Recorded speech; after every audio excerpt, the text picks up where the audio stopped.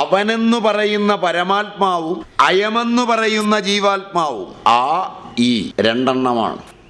തത്വമസിയിലെ തത്പദവും ത്വംപദവുമായി വിലസുന്ന രണ്ടും.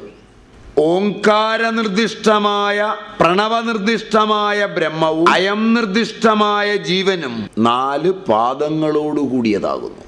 ആത്മാവിൻ്റെ, ജീവാത്മാവിൻ്റെ, പരമാത്മാവിൻ്റെ, പ്രണവത്തിൻ്റെ, ജീവൻ്റെ 4 പാദങ്ങളാണ് പഠിക്കാൻ പോകുന്നത്. കഴിഞ്ഞ മന്ത്രത്തിൽ ഓംകാരമായി പറഞ്ഞ എല്ലാം അറിവാണ്, ബ്രഹ്മമാണ്. മാത്രമല്ല അന്തര്യാമി എന്ന നിലയിൽ സമസ്ത ചരാചരങ്ങളിലും സാക്ഷിയായി വിളങ്ങുന്ന ചൈതന്യം ബ്രഹ്മമാണ്. അതും ബ്രഹ്മം തന്നെയാണ്. ഓംകാരം കൊണ്ട് പറയപ്പെട്ടതും ആത്മാവെന്ന രൂപത്തിൽ പറയപ്പെട്ടതുമായ പരയും അപരയുമായി സ്ഥിതി ചെയ്യുന്ന ആത്മാവ് 4 പാദങ്ങളോട് കൂടിയതാണ്. പാദത്തിന് നടക്കുന്ന കാലുകൾ എന്നല്ല അർത്ഥം. കേൾക്കുമ്പോൾ അങ്ങനെയാ തോന്നുക. 4-1 എന്നർത്ഥം വരുന്ന കാൽ. ചതുർത്ഥാംശം. ഭാരതീയ വിദ്യകളെല്ലാം ചതുർത്ഥാംശ നിർദ്ദിഷ്ടമാണ്. ദ്വിമാനങ്ങളും ത്രിമാനങ്ങളുമായവ പരിചയമുണ്ടാവും ശാസ്ത്രത്തിൽ. ഏകമാനങ്ങളായവയുണ്ട്. സ്പീഡ് അത് ഏകമാനമാണ്, മനസ്സിലായില്ല. വെലോസിറ്റി ദ്വിമാനമാണ്. ടൈമും ഡിസ്പ്ലേസ്മെൻറ്റും വേണം, അല്ലേ? അങ്ങനല്ലേ അതിന് പറയാം.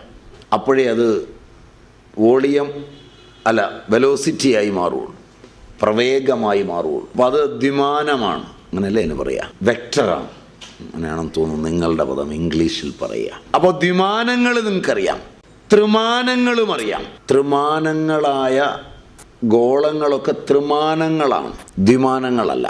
ചതുർമാനങ്ങളായ ചതുഷ്പാദ തന്ത്രമുള്ളവ അനലറ്റിക്കൽ കോണിക്സ്.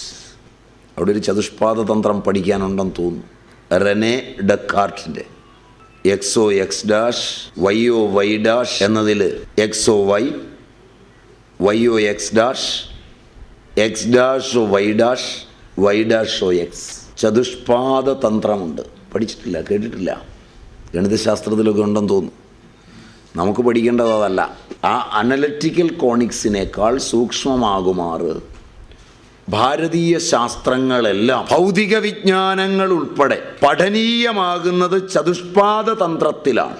വൈദ്യം ചതുഷ്പാദ തന്ത്രത്തിലാണ് പഠിപ്പിക്കുന്നത്. ശില്പശാസ്ത്രം ചതുഷ്പാദ തന്ത്രത്തിലാണ് പഠിപ്പിക്കുന്നത്. കെട്ടിട നിർമ്മാണം ചതുഷ്പാദ തന്ത്രത്തിലാണ്. തക്ഷകൻ, സൂത്രഗ്രാഹി, ഇങ്ങനെയൊക്കെ 4 അംശങ്ങളുണ്ടാവും. ഒരു തച്ചൻ വീട്ടിൽ വന്നാൽ ഇത് 4ഉം സംയോജിച്ച് 4ഉം ഏകത്ര ബ്രഹ്മമായി അതിൽ നിന്നുള്ള അനുഗ്രഹത്തിലാണെങ്കിൽ മാത്രമേ പണിത് കഴിഞ്ഞ് കയറി താമസിച്ചാൽ എല്ലാം തികയുള്ളൂ. ഇതിലേതെങ്കിലും ഒരു പാദം വികലമായാൽ ജീവിതം വികലമായി. ഇപ്പോൾ കെട്ടിടം പണിത് താക്കോല് കിട്ടിയാൽ മതി.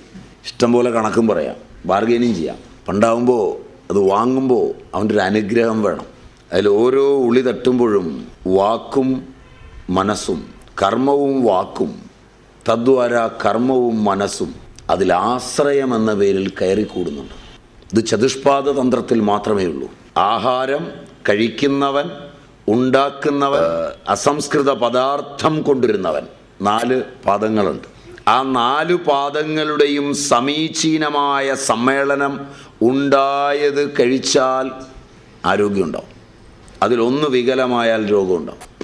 രോഗവിജ്ഞാനീയത്തിൽ ചികിത്സയ്ക്കെത്തുമ്പോൾ വൈദ്യൻ, രോഗി, ഔഷധം, പരിചാരകൻ ചതുഷ്പാദ തന്ത്രമാണ്. ഇതിലേതെങ്കിലും ഒന്ന് തെറ്റിയ പോകായി. ഭാരതീയ വൈജ്ഞാനിക ശാഖയെല്ലാം ചതുഷ്പാദ തന്ത്രത്തെയാണ് അംഗീകരിച്ചിരിക്കുന്നത്. അതിൻ്റെ അടിസ്ഥാനവും മാണ്ഡൂക്യം തന്നെയാണ്. ഇത്രയും ലളിതമായൊരു ഉപനിഷത്ത് വേറെയില്ല. മേധസ്സില്ലാത്ത ഒരേ ഒരു ഉപനിഷത്ത് ഇതാണെന്ന് പറയാം. കാര്യം ഡയറക്റ്റായിട്ടാണ് പറയുന്നത്.